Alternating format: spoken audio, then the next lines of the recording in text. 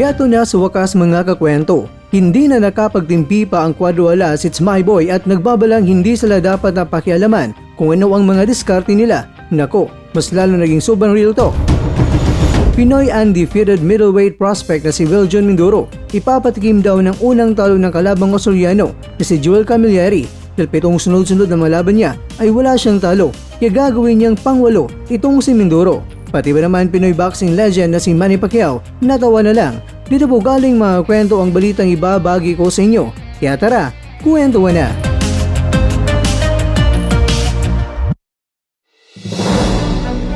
Habang wala pang next fight ang angas ng Pinas na si John Riel Casimero, ibinahagi muli ng Cuadro Alas It's My Boy na Facebook page ang mga video sa mapaganda ni Casimero. Sa panahong harapin pa niya ang nilamon niyang si Saul Sanchez sa round 1. Bagamat wala pa bang niluluto na laban para kay Casimero, ay may mga mensahe na sobrang real talk ang Cuadro Alas It's My Boy at sinabi niya na si Sanchez ay may conditioning coach at may sikat pa na trainer. Pero pagdating sa laban, anong resulta? Kaya gawin niyo ano ang gusto niyo. Huwag mo lang kaming pakialaman kasi wala kaming paki sa inyo.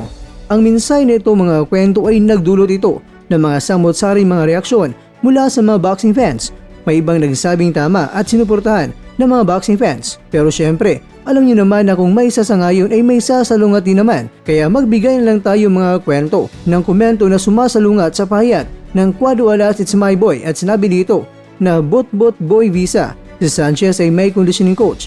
Walang aberya, nakuha ang tamang timbang. Kaya walang aberya, lamang man si Alas sa skills at lakas. Pero kapag may conditioning coach ay doon na yan, nakatutulong na tatagal ang isang boksingero. At kung hindi na knockout ni Casimero sa round 1 itong si Sanchez, naniniwala ka bang hindi hingalin si Alas? Tsaka ka na magyabang boy visa kung meron ka lang napatunayan.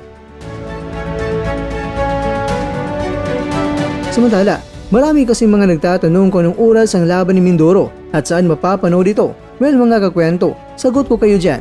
Bisitahin nyo lang ang aking Facebook page at doon ko ilalagay ang link kung saan nyo mapapanood ng libre. Segundo lang ang kinakailangan nyo at i-type ang kwentong di pa na kwento. Kaya touch your body na lang dahil it was so hot. Touch and press lang ang keyboard para ma-search ang Facebook page ni Mr. Kwento. At doon ko ilalagay ang link ng paparating na mainit na laban ni Triggerman. Pero ganun pa man mga kwento, medyo napangiti na lang itong si Pacman sa harapan nila ni Mindoro at ni Mr. Clean. Siguro dahil sa kintab ng ulo ng Australiano. Pero mga kakwento, sa nasabing exhibition fight ay may titulo itong nakataya at yan ay titulo mula sa International Boxing Association.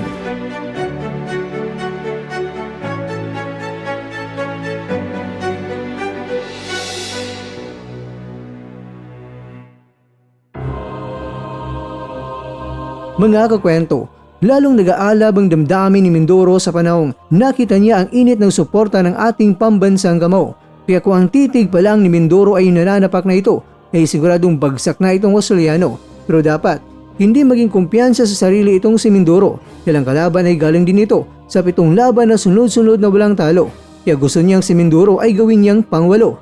Kaya naman kabayan, excited kaming ipagapang mo ang iyong kalaban.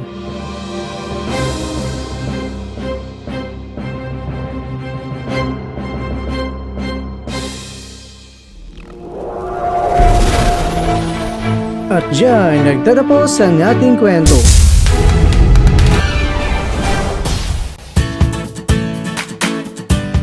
Maraming salamat mga kakwento sa inyong panunood. Pero baka naman mga kwento ay nagustuhan niyo po ang kwento natin ngayon, baka pwede niyo po akong mabigyan dyan ng like, subscribe at pa-click na rin sa bell button.